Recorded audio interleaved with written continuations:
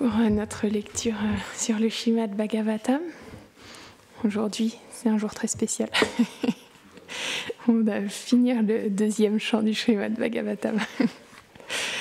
Donc, c'est le deuxième chant, chapitre 10, verset 51. Avant de parler, j'implore les bénédictions de mon maître spirituel, de Srila Prabhupada, de toutes les affiliations spirituelles, de tous les dévots assemblés pour pouvoir glorifier Krishna aujourd'hui. Om Namo Bhagavate Vasudevaya.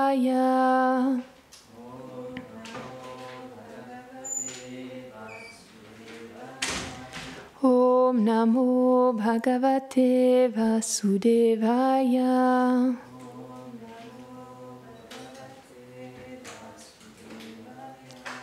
Om Namo Bhagavate Vasudevaya.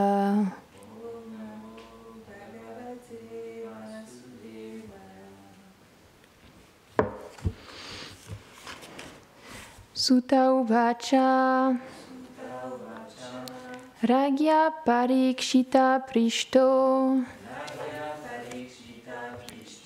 Yad Avochan Mahamuni. Tadvo Bhidasye Shrinuta. Ragya Prashna Nusharata. Traduction.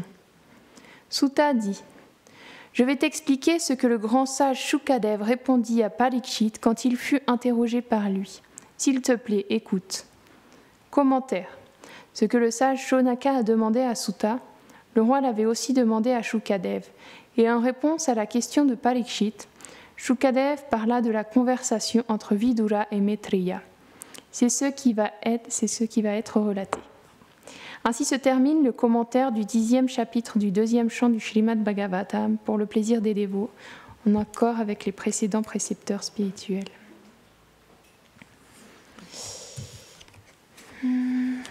Om Agyanatimirandasya Gyananjana Sharakaya Shakshurun Militam Yena Taismei Shri Gurave Namaha Shri Chaitanya Manobishtam Stapitam Yena Bhutare Swayam Rupa Kadamaryam Dadati Svapadantikam He Krishna Karuna Sindhu Dinabandho Jagatpate Gopesha Gopika Kanta Radha Kanta Namostute Tapta Kanchana Gorangi Radhe Vrindavaneshwari Vrishabhanu Sute Devi Pranamami Hari Pri Jaya Shri Krishna Chaitanya Prabhu Nityananda Shri Advaita Gadadhara Shrivasadi Gora Bhakta Vrinda Hare Krishna, Krishna Krishna, Hare Hare, Hare Rama, Rama Rama, Hare Hare. Vrindaye Turasi Deviaye, Priyaye Keshavasyacha, Krishna Bhakti Pradedevi Satyavati Namo Namaha. Vanchakalpatarubhyascha, Kripa Sindhubhya evacha, Patitanam Pavanibhyo Vaishnavibhyo Namo Namaha. Namo Vishnupadaya Krishna Preshtaya Bhutare Shrimate Bhaktivedanta Swaminiti Namine Namaste Sarasvate Deve Gauravani Pracharine Nirvishesha Shunyavadi Paschatya Reshatarine.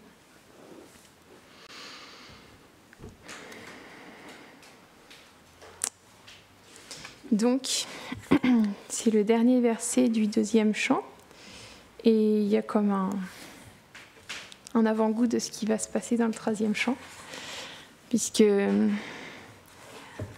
dans la teneur portée, c'est expliqué que Shukadev, il a parlé de la conversation entre Vidura et Maitreya, et donc que ça va être relaté par la suite.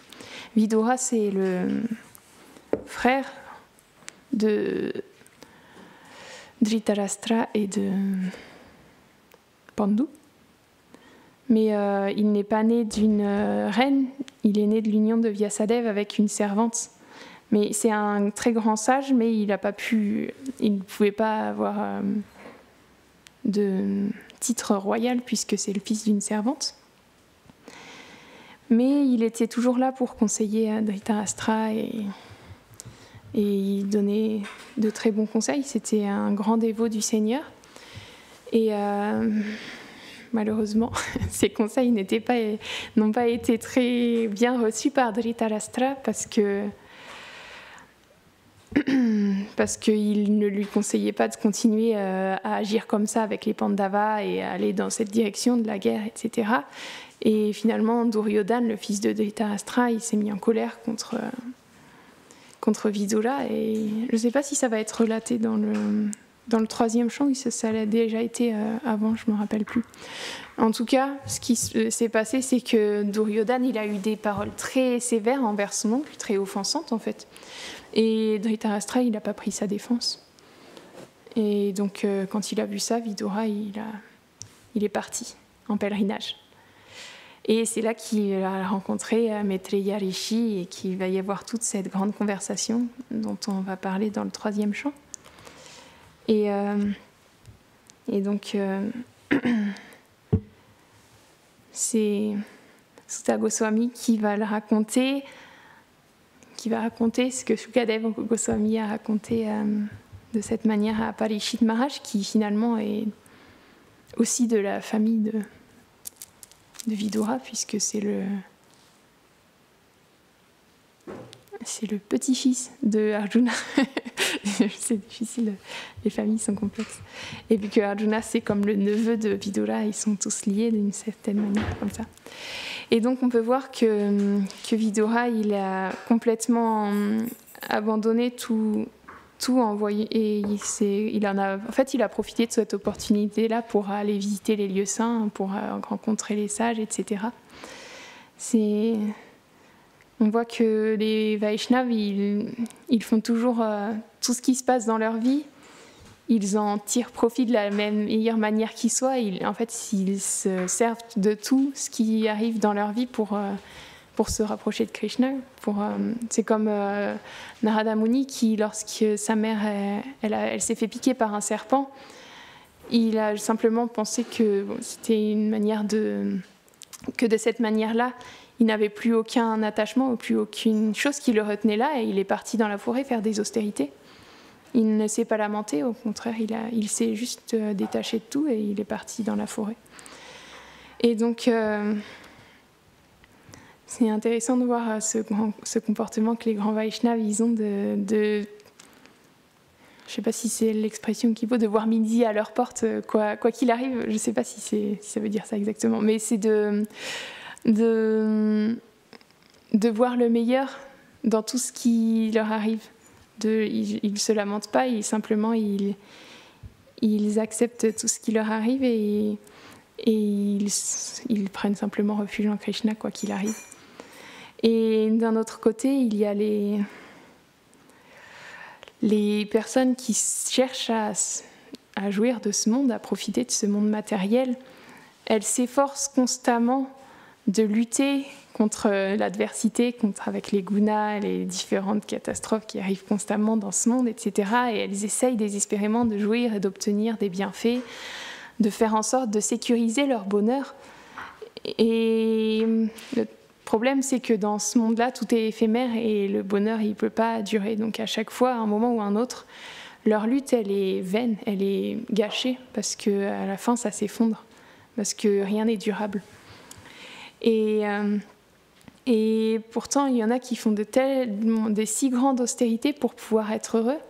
On peut voir qu'ils font tellement d'efforts pour obtenir des bénédictions. Et dans le Srimad Bhagavatam, Shiva, il donne souvent des bénédictions. Même pas que mais dans les différents écrits, on peut voir que Shiva, souvent, il va donner des bénédictions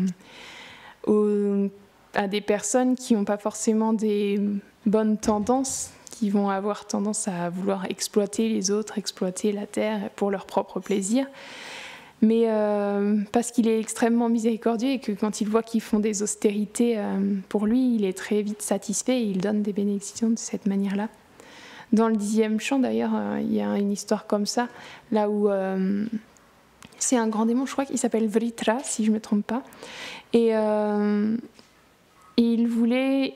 En fait, il était attiré par Parvati, donc c'est l'épouse de Shiva, et il voulait obtenir des bénédictions pour pouvoir être assez fort, donc pour pouvoir l'obtenir. Et un jour, il a croisé Narada Muni sur son chemin, et il lui a demandé à Narada Muni, entre Vishnu, Brahma et Shiva, lequel des trois est le plus vite satisfait, desquels je pourrais obtenir le plus vite une bénédiction. Et Narada Muni, il lui a dit, si tu veux, je te conseille d'adorer Shiva, parce que Shiva, il est connu pour être très vite satisfait, mais à la fois très vite en colère aussi.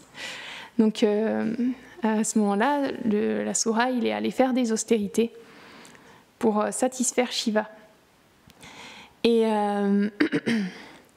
ce qu'il a fait, c'est qu'il coupait sa propre chair pour l'offrir dans un yaga à Shiva. Donc il offrait sa chair et ça a duré un certain temps et Shiva, il venait toujours pas. Et finalement, il allait couper sa propre tête pour l'offrir dans le feu parce qu'il n'arrivait pas, parce que Shiva, il venait toujours pas. Et à ce moment-là, Shiva, il est sorti du feu, il lui a pris les mains, il l'a empêché de faire ça. Et son corps, il est redevenu entier au contact de Shiva. Et Shiva, il lui a dit, mais pourquoi tu t'es soumis à autant de souffrance, pourquoi tu t'es fait subir ça? Je suis satisfait de mes dévots simplement quand ils m'offrent de l'eau. Et donc il lui a dit, demande-moi la bénédiction que tu souhaites et je répondrai. Et sauf que Vritra, il n'était pas très bien intentionné. Donc il a demandé une bénédiction un peu particulière et il a dit, je veux que, avec cette main, quelle que soit la personne dont je touche la tête, cette personne devra mourir.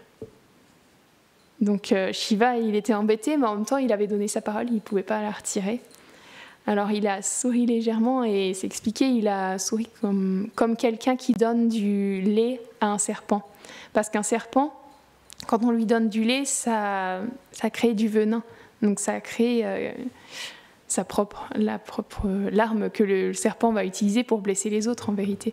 Et donc de cette manière-là, ce qu'il donnait à ce démon, c'était quelque chose qu'il allait utiliser dans des bonnes circonstances, c'est quelque chose qu'il allait utiliser pour causer de la souffrance aux personnes qui l'entouraient. Mais il n'avait pas d'autre choix que d'accepter, sauf qu'une fois qu'il a eu accepté, une fois qu'il a accepté, il a voulu toucher la tête de Shiva pour voir si ça marchait bien.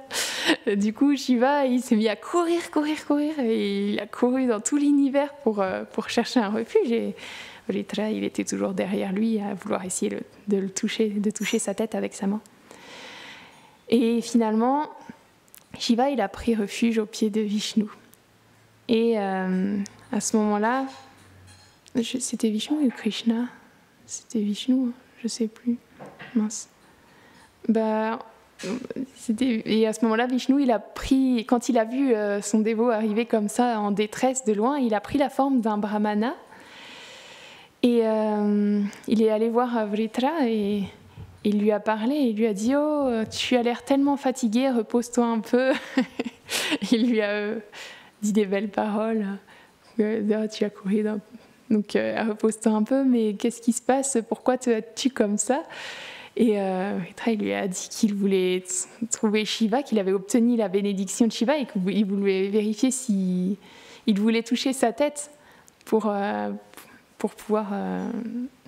le tuer du coup et puis Shiva il était en train de fuir, etc. Et Vishnu il lui a dit mais tu es sûr que c'est vraiment valable parce que Shiva il s'est fait maudire par Daksha, il est couvert de cendres, il s'associe avec des fantômes. Moi si j'étais toi je douterais un peu de ce qui tu devrais vérifier avant si cette bénédiction en fait ce que je te conseille de faire c'est de vérifier si cette bénédiction elle est valable en touchant ta tête. Et si ça marche pas, tu pourras aller tuer Shiva parce que vraiment, c'est pas possible de mentir. Il a complètement illusionné Vritra en lui parlant comme ça et Vritra il était complètement confus et il a touché sa tête. Et donc elle a craqué et il est tombé mort sur le sol. Et c'est comme ça que Shiva il a été sauvé de sa propre bénédiction finalement. Mais c'était pas la première fois qu'il faisait ça, même lorsque Vishnu il est revenu le voir et lui a dit qu'il fallait qu'il fasse attention à qui il donnait aux bénédictions qu'il donnait, parce que en plus par le passé il avait déjà donné une bénédiction de cette manière-là. Anakadundubi, c'est celui qui avait plein de mains, et il avait été obligé de rester un gardien dans sa ville et même ça l'a même amené à se battre contre Krishna aussi. Et aussi il a aussi donné la bénédiction à Ravan lorsque Ravan il avait fait de grandes austérités pour satisfaire Shiva, parce que Ravan il voulait être immortel, comme souvent les démons veulent obtenir l'immortalité, et Ravan n'y fait pas exception.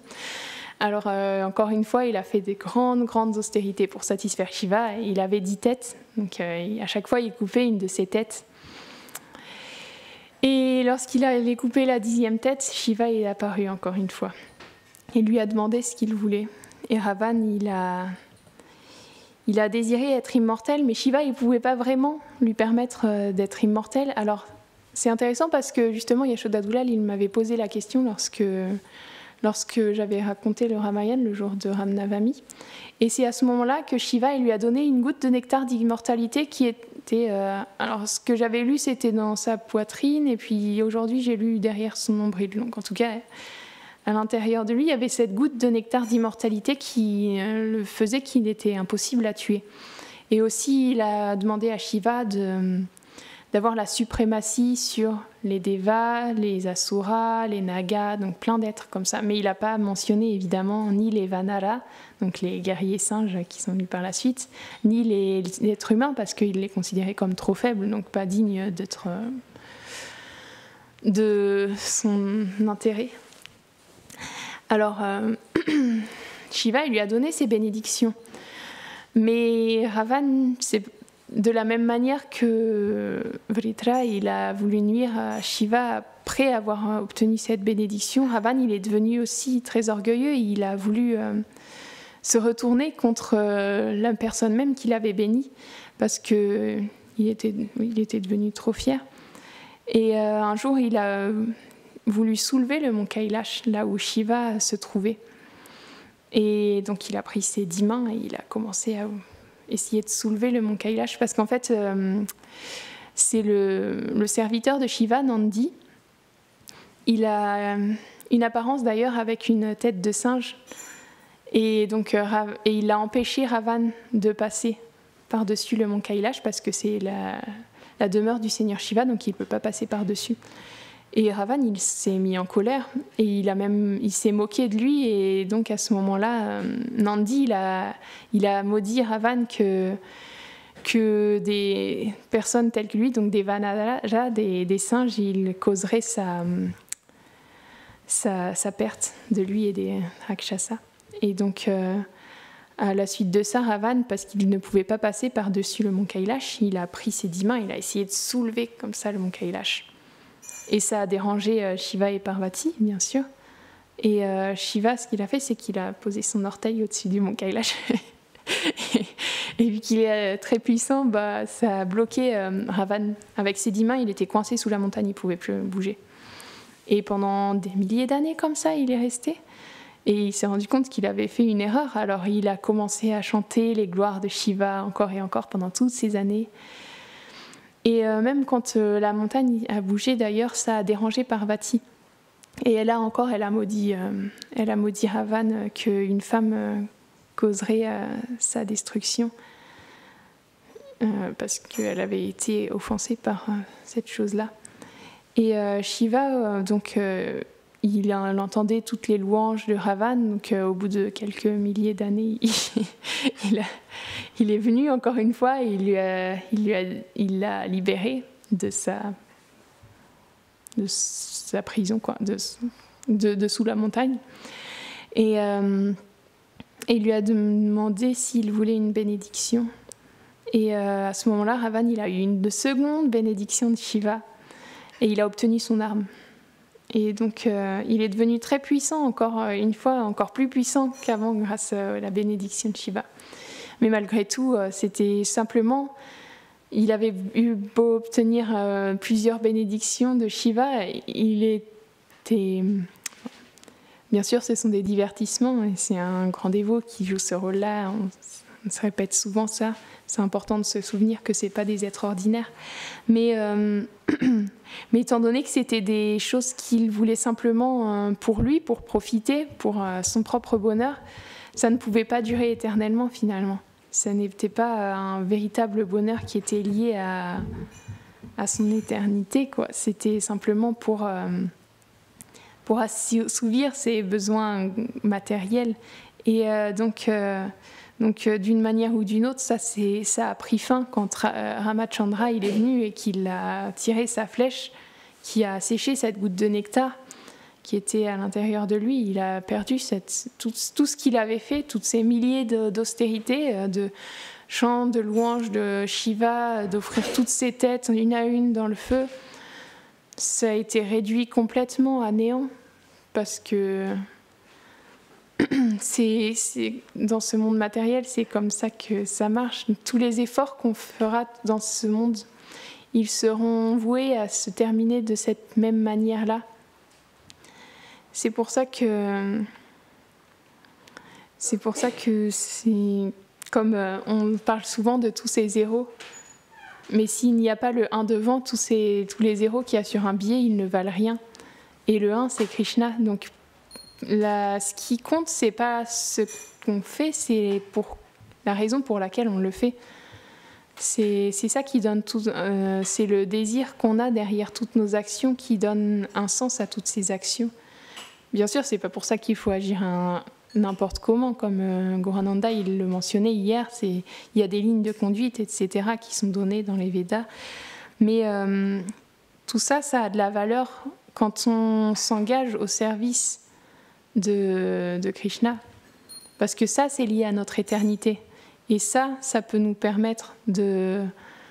Et ça, c'est des acquis qui sont là pour toujours, qui sont de véritables acquis, qui ne sont pas des chimères qui vont s'évaporer comme des bulles ou comme des... je sais pas, comme rien du tout. C'est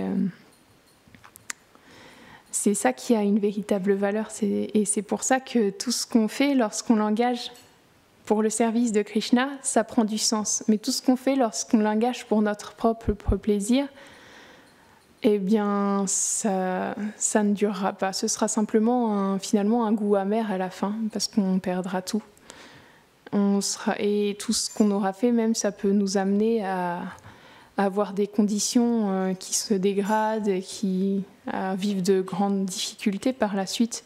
Alors que quand on engage tout au service du Seigneur de Krishna, eh bien, simplement c'est un acquis déjà qui est éternel, et puis en plus de ça, ça nous libère de toute cette conception matérielle, à tel point que les grands dévots, ils sont tellement détachés de tout cet environnement externe que, comme je le disais au début de la classe, ils sont capables de tout accepter et de tout voir comme la miséricorde, et simplement ils agissent au service de Krishna. Et il n'y a plus que ça qui compte. Tout le reste, ça devient comme... accompli automatiquement, comme c'est mentionné pour Prahlad Maharaj aussi, qui était comme ça. Toutes ces activités, elles s'accomplissaient automatiquement. Pour maintenir son corps, lui, il était simplement absorbé en Krishna. C'est très beau quand on le voit dans le Srimad Bhagavatam, comment il était constamment étreint par Krishna. C'est comme il était constamment avec lui. Et donc, il n'avait pas d'autre intérêt que Krishna, et c'est ça qui faisait toute la valeur de tout ce qu'il a fait en vérité, et c'est ça qui fait qu'il était un si grand dévot. Et donc il y a tous ces exemples-là, soit positifs, soit négatifs, qui nous sont donnés dans le Srimad Bhagavatam, et c'est une véritable opportunité de savoir comment il faut se diriger, comment il faut apprendre, ce qu'il faut apprendre à cultiver dans nos vies, ce qu'il y a de plus important. C'est pas forcément l'érudition, les prouesses. Ravan, il était très, très érudit, il connaissait énormément de choses. C'était un grand... En plus, il était brahmana en partie. Donc, c'était pas n'importe qui au niveau externe. Il avait des grandes opulences, des grandes connaissances, etc. Mais parce qu'il utilisait ça d'une mauvaise manière, ça n'avait aucune valeur. Alors qu'un illettré, s'il utilise tout ce qu'il a au service de Krishna, eh ben, c'est la plus grande des personnalités finalement. Et c'est un grand exemple pour tout le monde, pour tous les êtres de ce monde. Et donc, c'est comme ça qu'on peut voir à quel point l'externe, ça n'a pas... On ne peut pas juger aussi d'une manière externe les personnes qu'on voit. C'est pas... Les apparences, elles ne veulent rien dire véritablement. Donc, c'est ce que je voulais partager avec vous aujourd'hui. Est-ce que quelqu'un a quelque chose à ajouter? Srimad Bhagavatam Ki Jai.